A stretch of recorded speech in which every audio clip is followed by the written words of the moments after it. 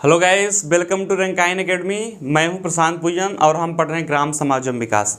जैसा कि आपको पता ही है कि भारत की ग्रामीण अर्थव्यवस्था का चैप्टर हमारा कंप्लीट हो गया है और हमने इस चैप्टर में 1 से लेकर 25 क्वेश्चन को कल डिस्कस कर लिया था और उसी क्रम को आगे बढ़ाते हुए आज हम 26 से लेके कहाँ तक करेंगे, 50 तक। ठीक है ना, 26 से लेके 50 तक महत्वपूर्ण प्रश्नों को डिस्कस करने वाले हैं जिनके परीक्षा में आने की संभावना काफ़ी ज़्यादा अधिक है। ठीक है, तो आइए देखते हैं क्वेश्चन नंबर 26 क्या है। हरित क्रांति के पश्चात भारतीय कृषि में क्या सुधार आया। हरित क्रांति के पश्चात भारतीय कृषि में क्या सुधार आया। हरित क्रांति हुई थी, हमने प्रथम हरित क्रांति पढ़ लिया था, द्वितीय हरित क्रांति पढ़ लिया था। तो हरित क्रांति के पश्चात यानी कि बाद में भारतीय कृषि में क्या सुधार आया। जो भारत का एग्रीकल्चर सेक्टर था, जो खेती बाड़ी था, उसमें क्या सुधार आया। यानी कि प्रश्न है हरित क्रांति के पश्चात, हरित क्रांति हो गई तो उसके पश्चात भारत की कृषि में क्या सुधार आया। देखिए, खाद्यान्नों में आत्मनिर्भरता, व्यावसायिक कृषि, प्रति हेक्टेयर उत्पादन में वृद्धि। हरित क्रांति का उद्देश्य क्या था कि उत्पादन को बढ़ाना। तो खाद्यान्नों में आत्मनिर्भरता बढ़ गई। जब उत्पादन बढ़ेगा तो आत्मनिर्भरता बढ़ी जाएगी कि हम अपने देश में ही उत्पादन कर लेंगे अपने लिए। ठीक है। व्यावसायिक कृषि यानी कि कृषि को हम एक व्यवसाय के रूप में ले लिए कि सिर्फ एक खाने पीने की चीज़ नहीं है, इससे आय का भी अर्जन हो सकता है। प्रति हेक्टेयर उत्पादकता में वृद्धि यानी कि प्रति बीघे प्रति एकड़ बोलें तो पैदावार ज़्यादा हो गई। तो आप लोगों ने देख लिया कि हरित क्रांति से इन तीनों पॉइंटों में हमें फायदा हुआ है, तो इसका आंसर है सभी होगा। ठीक है, जिनको भी क्वेश्चन का आंसर समझ में ना आ रहा हो वो प्लीज़ जाकर जो हमारे वीडियोस हैं उसको देख लीजिए। मैं वादा करता हूं कि आपके सारे प्रश्न सही हो जाएंगे। क्वेश्चन नंबर 27 क्या है। देश के कितने प्रतिशत भूभाग सिंचित भूमि पर बहुफसली कार्यक्रम लागू हुआ है। ठीक है ना। देखिए, बहुफसली कार्यक्रम क्या होता है कि जैसे कोई फील्ड है, जैसे कोई खेत है, तो एक से अधिक प्रकार की फसल जो है एक साल में वहाँ पर बोई जाए। जैसे कि धान की वहाँ पे खेती हुई तो फिर गेहूं की खेती हो जाए। इस प्रकार का कार्यक्रम कितने प्रतिशत सिंचित भूमि पर लागू हुआ है। 60, 50, 71 और 80। तो इसका आंसर है 71।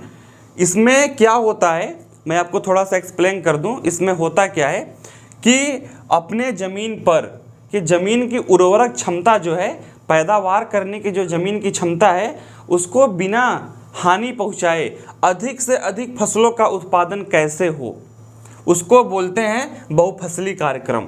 ठीक है ना। यह कितने प्रतिशत भूमि पर लागू हो गया है, तो आंसर है 71%। आइए अब क्वेश्चन नंबर 28। निम्न में से कौन आधुनिक कृषि यंत्र नहीं है। आधुनिक कृषि यंत्र की यदि हम बात करें तो ट्रैक्टर हो गया, थ्रेसर हो गया, हल हो गया, अच्छी मशीनें हो गई। ये सब क्या हैं, ये सब आधुनिक कृषि के यंत्र हैं। इसमें से देखते हैं कि आजकल की जो कृषि हो रही है, जो मॉडर्न एग्रीकल्चर है, आधुनिक कृषि है, उनमें ऐसी कौन सी चीज़ है कि जो आधुनिक कृषि का भाग नहीं है। थ्रेसर, आपको पता है कि थ्रेसर एक मशीन होती है कि जिसमें जब कोई फसल काट के उसके बीजों को निकालने का कार्य होता है। हार्वेस्टर आपको पता ही होगा, जो फसलों को काटता है। बैलों के हल और ट्रैक्टर। हल, देखिए, हल भी एक आधुनिक कृषि यंत्र है, लेकिन अब जो हल का डिजाइन आता है वो ट्रैक्टर के अनुसार आता है। ठीक है ना। तो जो बैलों के हल होते हैं, जो एक सिंगल वाला हल होता है, वह आधुनिक कृषि का यंत्र नहीं है। तो डेफिनेटली जो इसका आंसर होगा, आंसर इसका सी होगा। ठीक है। क्वेश्चन नंबर 29 देखते हैं। देश में स्थापित कृषि उद्योग निगम के मुख्य कार्य क्या हैं। देखिए, देश में स्थापित कृषि उद्योग निगम, ठीक है ना, कृषि को आगे बढ़ाने के लिए, ठीक है ना, कृषि को आधुनिक बनाने के लिए ऐसे कौन कौन से कार्य हैं जो निगमों द्वारा किए जाते हैं। कृषि उपकरणों की आपूर्ति करना, अनाज प्रसंस्करण, भंडारण करना और उपरोक्त से। बिल्कुल सही बात है। जो कृषि उद्योग निगम है, आपने पढ़ा ही होगा कि कृषि उपकरणों की आपूर्ति करना, कि कृषि में कौन कौन से उपकरण चाहिए उनको देना, उनको बनाना। अनाज प्रसंस्करण, जो अनाज है उसको लेना, खरीदना, उसको एकत्रित करना, उसको रखना, उसकी देखभाल करना। भंडारण करना यानी कि उसका रख रखाव। यह सारे काम जो हैं वो उद्योग निगम के मुख्य कार्यों में से आते हैं। तो आप लोगों ने देख लिया, यह तीनों पॉइंट अपने आप में सही हैं, इसलिए आंसर उपरोक्त सभी होगा। आइए नेक्स्ट क्वेश्चन देखते हैं। क्वेश्चन नंबर 30, भूमि संरक्षण व्यवस्था का मुख्य उद्देश्य नहीं है। तो हम देखेंगे कि भूमि संरक्षण व्यवस्था का मुख्य उद्देश्य क्या है। ठीक है ना। जब भी आप प्रश्नों को पढ़ा करिए तो हमेशा इस बात का ख्याल रखा करिए कि कहीं प्रश्न में नहीं तो नहीं है, ठीक है ना, नहीं तो नहीं है, कि यदि भूमि संरक्षण व्यवस्था है, आप समझ के क्वेश्चन को सॉल्व करेंगे तो डेफिनेटली आप गलत कर देंगे, क्योंकि उद्देश्य नहीं है। तो वृक्षारोपण करना, पशु चारण को बढ़ावा देना, बेकार भूमि को कृषि योग्य बनाना और प्रति भूमि को कृषि में बदलना। देखिए, भूमि संरक्षण व्यवस्था का मुख्य उद्देश्य नहीं है। तो पहले हम यह देखते हैं कि भूमि संरक्षण व्यवस्था का मुख्य उद्देश्य क्या है। ठीक है, तो वृक्षारोपण करना भूमि संरक्षण व्यवस्था का मुख्य उद्देश्य है। भूमि को संरक्षित करना, अधिक कटान ना हो, इसके लिए हम क्या करते हैं, पेड़ों को लगाते हैं। ठीक है ना, यह करेक्ट बात है। बेकार भूमि को कृषि योग्य बनाना, बिल्कुल सही बात है। जो बंजर भूमि होती है, जहाँ पर कृषि नहीं होती, उसको जोत वोत के अच्छे से पानी वानी भर के उसको कृषि योग्य बनाना भूमि संरक्षण व्यवस्था का मुख्य उद्देश्य है। प्रति भूमि को कृषि में बदलना, ऐसी जमीन जो लगभग न जाने कितने वर्षों से, 100 वर्षों से, 200 वर्षों से उस पर कोई खेती बाड़ी नहीं हो रही, ऐसे ही पड़ती है, तो उसको कृषि योग्य बनाना, यह भूमि संरक्षण व्यवस्था का मुख्य उद्देश्य है। लेकिन पशु चारण को बढ़ावा देना, पशु चारण को बढ़ावा देना, यह किसी भी प्रकार से भूमि संरक्षण व्यवस्था के उद्देश्यों में शामिल नहीं है। तो इसलिए डेफिनेटली आपका आंसर बी होगा। मैं आपसे निवेदन करता हूं कि प्रश्न को पढ़ने के बाद आप लोग वीडियो को रोक करके खुद से आंसर देने का प्रयास किया करिए। क्वेश्चन नंबर 31 देखते हैं। देश का प्रथम कृषि विश्वविद्यालय है, देश का प्रथम कृषि विश्वविद्यालय, ठीक है ना। तो इसका आंसर मैंने आपको अपने वीडियो में बताया था, पंतनगर, जो कि उत्तराखंड में है, देश का प्रथम कृषि विश्वविद्यालय है। क्वेश्चन नंबर 32, देश का प्रथम कृषि विज्ञान केंद्र कहाँ है, देश का प्रथम कृषि विज्ञान केंद्र, इसका भी आंसर बताया गया है पुदुचेरी में, जो कि एक भारत का यूटी है। क्या है, भारत का यूटी, केंद्र शासित प्रदेश है पुदुचेरी। क्वेश्चन नंबर 33 देखते हैं। कृषि एवं उद्योगों के मध्य अग्रगामी संबंध का आशय होता है। प्रश्न, इसके ऑप्शन पढ़ते हैं। कृषि का यंत्रीकरण करना, कृषि द्वारा उपयोग को आगत उपलब्ध कराना, उद्योगों द्वारा कृषि के लिए रसायनों का उत्पादन, व्यवसायिक कृषि को बढ़ावा देना। देखिए, सारे ऑप्शन इसमें काफ़ी ज़्यादा सिमिलर लग रहे हैं, ऐसा लग रहा है कि सारे ही सही हैं, लेकिन हम इस प्रश्न का अर्थ समझते हैं। कृषि एवं उद्योग, जो कृषि है, जो एग्रीकल्चर है, जो खेती बाड़ी है, एवं उद्योग, जो मैन्युफैक्चरिंग हब होते हैं, जो कंपनियां होती हैं, ठीक है ना, के मध्य अग्रगामी संबंध का आशय क्या होता है। यानी कि जो मैन्युफैक्चरिंग कंपनियां हैं और जो हमारा कृषक समाज है, जो हमारे खेती बाड़ी करने वाले लोग हैं, उनके मध्य क्या संबंध है। कृषि का यंत्रीकरण करना, बिल्कुल नहीं। कृषि द्वारा उद्योग को आगत उपलब्ध करवाना, आपने यदि ध्यान दिया होगा तो मैंने बताया था आगत का मतलब क्या होता है। कृषि करने के लिए जो भी चीज़ की आवश्यकता होती है, चाहे वो हाइब्रिड बीज हो, उन्नत किस्म के बीज हो, चाहे वो टेक्नोलॉजी हो, ठीक है ना, चाहे वो फर्टिलाइजर हो, इन सबों का जो उपलब्ध करवाने का काम होता है वह उद्योगों का होता है ना, कि भैया यहाँ पर उर्वरक की एक कंपनी खुल रही है, यहाँ पर ट्रैक्टर बनाने का काम शुरू हो रहा है, यहाँ पर ट्राली बनती है, ठीक है। तो आगत का जो अर्थ होता है, यानी कि कृषि संबंधी उपकरण और कृषि संबंधी जरूरतों को पूरा करने का कार्य कौन करता है, उद्योग करते हैं। तो कृषि और उद्योग के मध्य क्या संबंध है, कृषि द्वारा उद्योगों को आगत उपलब्ध कराना, ठीक है ना। तो इसका आंसर बी होगा। जो बच्चे वीडियो को काफ़ी अच्छे से समझ के पढ़े होंगे, देखे होंगे, उनको कोई कठिनाई नहीं आने वाली। क्वेश्चन नंबर 34, निम्न में से कौन हरित क्रांति से उत्पन्न प्रमुख समस्या नहीं है? देखिए, हरित क्रांति से लाभ तो हमने खूब सारे देख लिए हैं कि हरित क्रांति से लाभ क्या हुआ, हमारा उत्पादन बढ़ गया, हम इसमें अनाज में आत्मनिर्भर बन गए, ठीक है ना, हमने खूब सारे प्रॉफिट देखे हैं। लेकिन प्रश्न क्या है? उत्पन्न प्रमुख समस्या नहीं है। तो सबसे पहले हम हरित क्रांति से उत्पन्न होने वाली समस्याओं को देखेंगे कि हरित क्रांति हुई, उससे कौन कौन सी समस्या उत्पन्न हो गई, ठीक है ना। जब हम उन समस्याओं को आइडेंटिफाई कर लेंगे तो एक ऑप्शन बचेगा जो कि उन समस्या में से नहीं होगा, वही हमारा आंसर होगा। विशेष फसलों तक सीमित होना, बिल्कुल सही बात है। जब हमने हरित क्रांति की स्टार्ट की तो प्रत्येक फसल पर हरित क्रांति नहीं आई, सिर्फ हम स्टार्टिंग में जैसे कि चावल हो गया, फिर गेहूं, ऐसे ही मुख्य फसलों पर निर्भर हो गए कि हमें सिर्फ इन्हीं फसलों को बढ़ावा देना है। उत्पादन एवं उत्पादकता में वृद्धि, इसको अभी थोड़ा होल्ड करते हैं। पूंजीवादी कृषि को बढ़ावा देना, बिल्कुल सही बात है। श्रम विस्थापन की समस्या तो हरित क्रांति से उत्पन्न प्रमुख समस्या नहीं है। देखिए, श्रम विस्थापन की समस्या आई जब हरित क्रांति आई, ठीक है ना। तो अब यहाँ पर देखते हैं उत्पादन एवं उत्पादकता में वृद्धि, यह हरित क्रांति से होने वाला फायदा है, यानी कि यह कोई समस्या नहीं है, ठीक है ना, यह कोई समस्या नहीं है। उत्पादक एवं उत्पादकता में वृद्धि, जो प्रोडक्शन था, जो उत्पादन था, उसमें वृद्धि हो गई। तो यह जो पॉइंट है यह डेफिनेटली करेक्ट आंसर है। क्वेश्चन नंबर 34 का बी, यह कोई समस्या नहीं है। लेकिन ये जो 3 पॉइंट है ए, सी और डी, यह क्या है? यह समस्या है कि हरित क्रांति जब हुई तो इससे जो कुछ समस्याएं हुई उन समस्याओं के बारे में। हरित क्रांति के पश्चात श्रम का विस्थापन हुआ। हरित क्रांति के पश्चात श्रम का विस्थापन यानी कि लोगों का विस्थापन कहाँ पे हुआ? गांव से नगर की ओर। आपने देखा होगा कि आजकल आपके घर के आसपास लोग कहाँ जाते हैं गांव से काम करने के लिए? नगर की तरफ जाते हैं। तो ऑप्शन नंबर ए सही होगा। आप लोग सारे ऑप्शनों को पढ़ के समझ सकते हैं।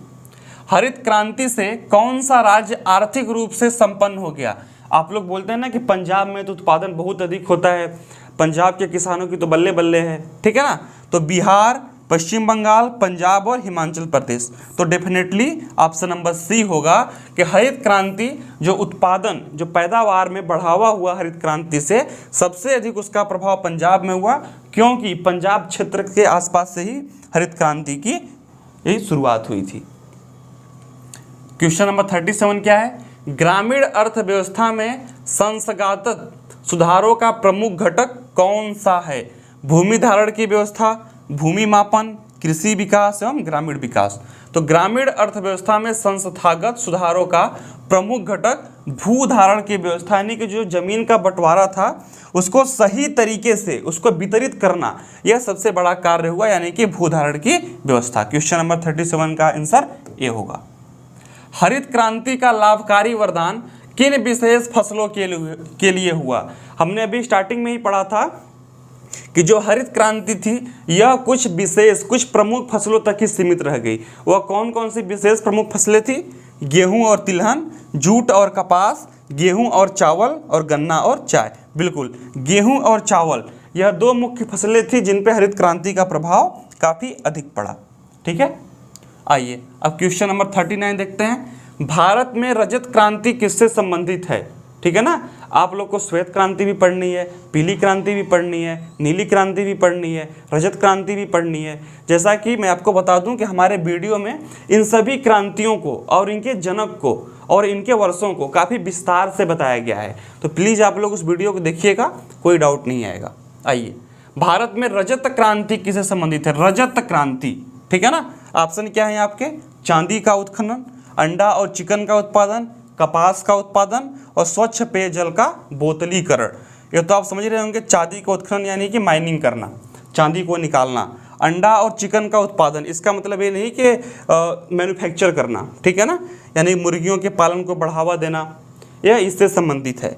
कपास का उत्पादन, जो कपास होता है ज़्यादातर गुजरात के राज्यों में कपास का उत्पादन काफ़ी अधिक होता है।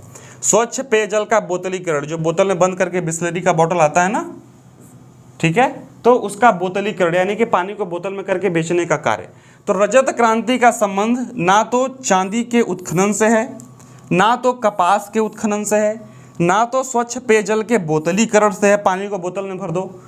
रजत क्रांति का जो संबंध है वह किससे है? अंडा और चिकन के उत्पादन से है। ठीक है, तो ऑप्शन नंबर बी आपका करेक्ट आंसर होगा।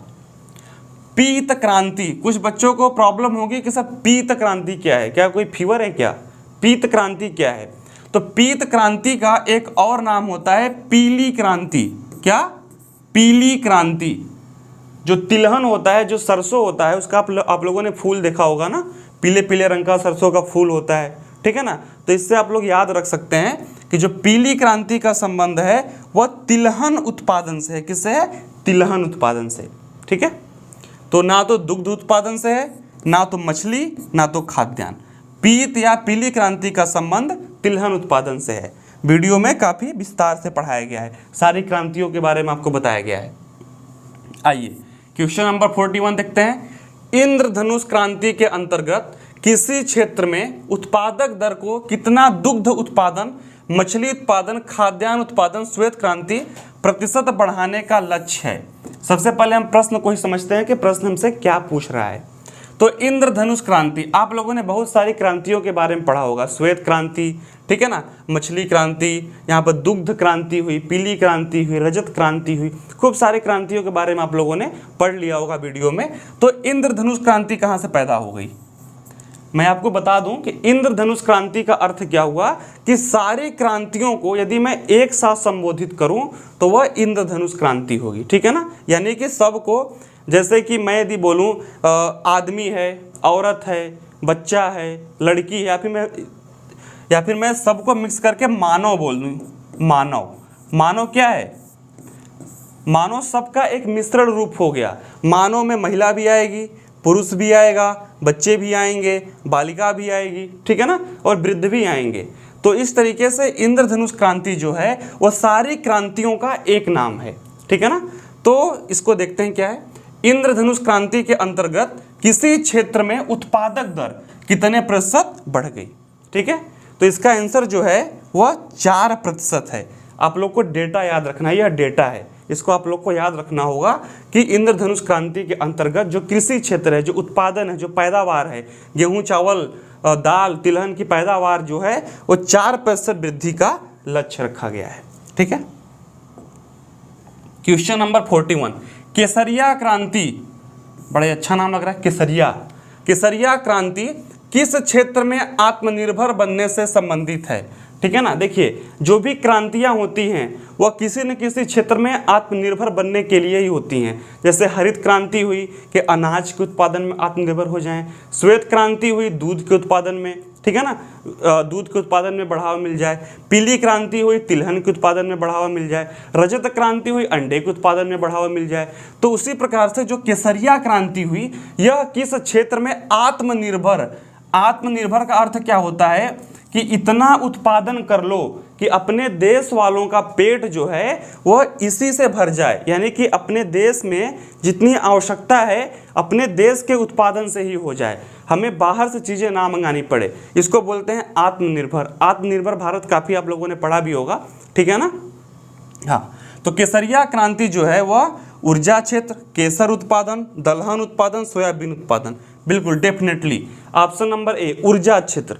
केसरिया क्रांति की शुरुआत ऊर्जा क्षेत्र से हुई, यानी भारत को ऊर्जा क्षेत्र में आत्मनिर्भर बनाना, कि भारत में इतने ऊर्जा का उत्पादन हो कि हमें किसी अन्य देश से ऊर्जा खरीदने और लेने की आवश्यकता ना पड़े।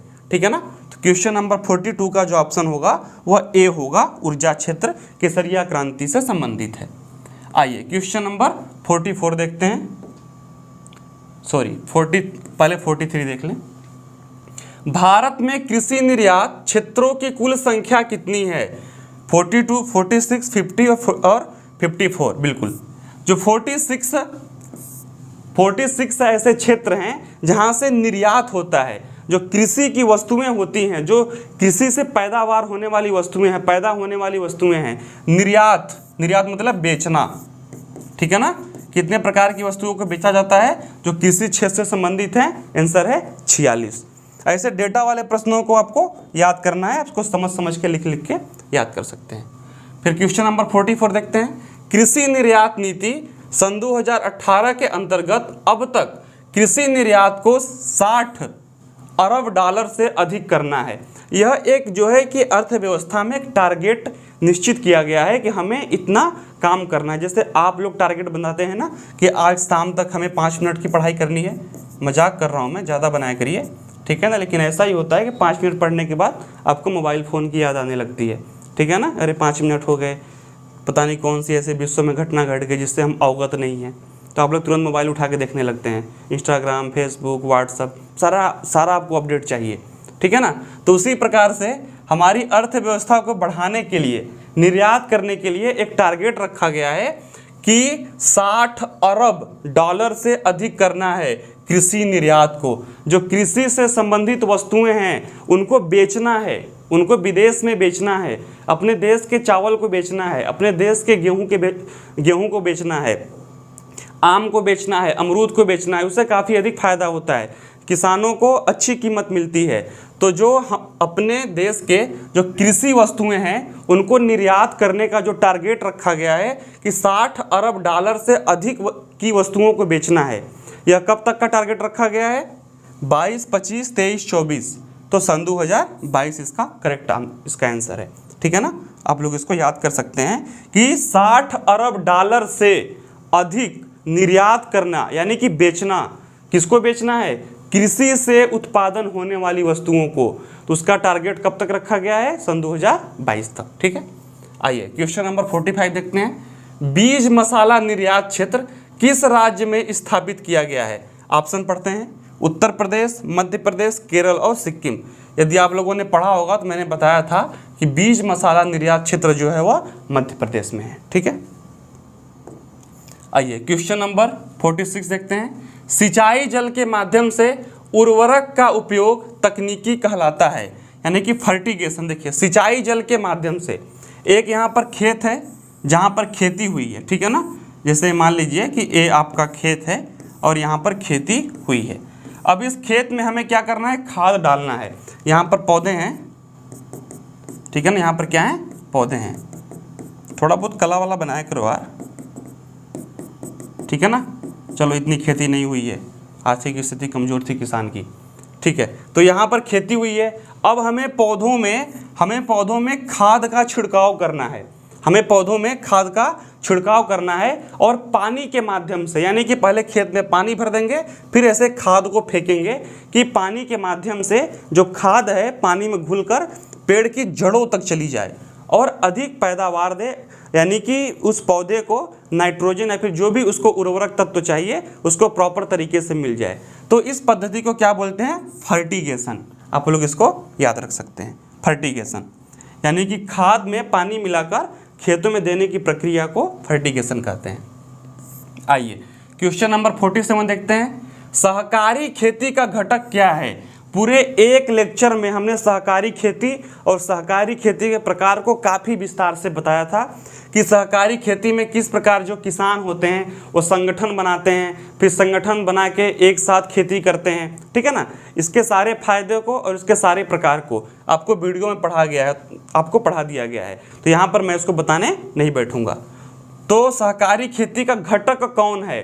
कौन व्यक्ति है जो सहकारी खेती में सम्मिलित होता है? मजदूर के पास जब कोई खेती नहीं है तो क्या संगठन में वो शामिल होगा?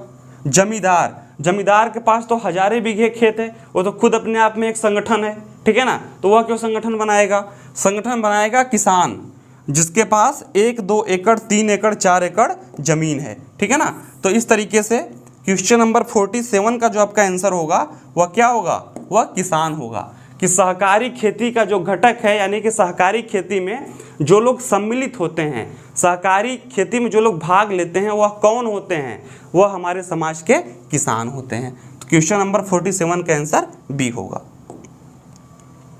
सहकारी समिति कौन सी सुविधाएं प्रदान करती है?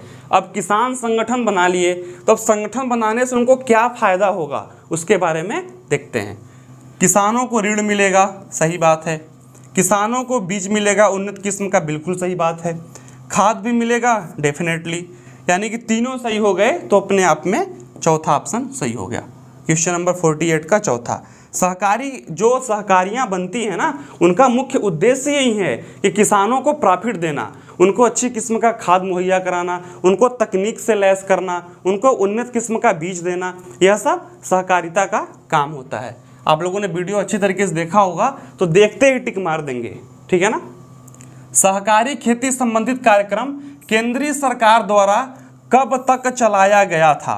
देखिए, सहकारी खेती संबंधित कार्यक्रम केंद्रीय सरकार द्वारा कब तक चलाया गया था, ये मैं आपको काफ़ी परफेक्ट तरीके से था बताया, ठीक है ना। तो मैं उम्मीद करता हूं कि इसका आंसर मुझे कमेंट बॉक्स में चाहिए। क्वेश्चन नंबर 49 का। आइए क्वेश्चन नंबर 50 देखते हैं। अनुबंध कृषि वर्तमान में देश के किस राज्य में विशेष रूप से प्रचलित है? अनुबंध कृषि का मतलब कि सहकारिता कृषि, कि किसान आपस में संगठन बना के किस प्रकार से खेती करते हैं। तो यह जो व्यवस्था है यह बिहार में बिल्कुल नहीं है, पश्चिम बंगाल में भी नहीं देखने को मिलती है, झारखंड भी, ठीक है ना, क्योंकि ये सब बिहार, झारखंड, पश्चिम बंगाल ये सब क्या है, ये सब आसपास ही हैं और एक ही तरीके के तौर तरीके इनके होते हैं। तो इसमें अलग क्या है, पंजाब, ठीक है ना। तो अनुबंध कृषि जो है वो पंजाब में अधिक देखने को मिलती है। तो दोस्तों आप लोगों ने देख लिया कि भारत की ग्रामीण अर्थव्यवस्था का चैप्टर हमने प्रॉपर तरीके से कंप्लीट करिए। देखिए यहाँ पर 96 स्लाइड हो गई हैं, ठीक है ना। और इसके साथ ही हमने इम्पॉर्टेंट 1 से लेकर 50 तक क्वेश्चन भी डिस्कस कर लिए, जिनकी संभावना परीक्षा में आने की काफ़ी अधिक है। इसी तरीके से हमारे ग्राम समाज विकास का कारवा आगे बढ़ता रहेगा। इसके बाद एक काफ़ी इंपॉर्टेंट नेक्स्ट चैप्टर आने वाला है, तो प्लीज़ जो लोग रंगायन एकेडमी को सब्सक्राइब नहीं किए प्लीज़ फॉलो कर लीजिए।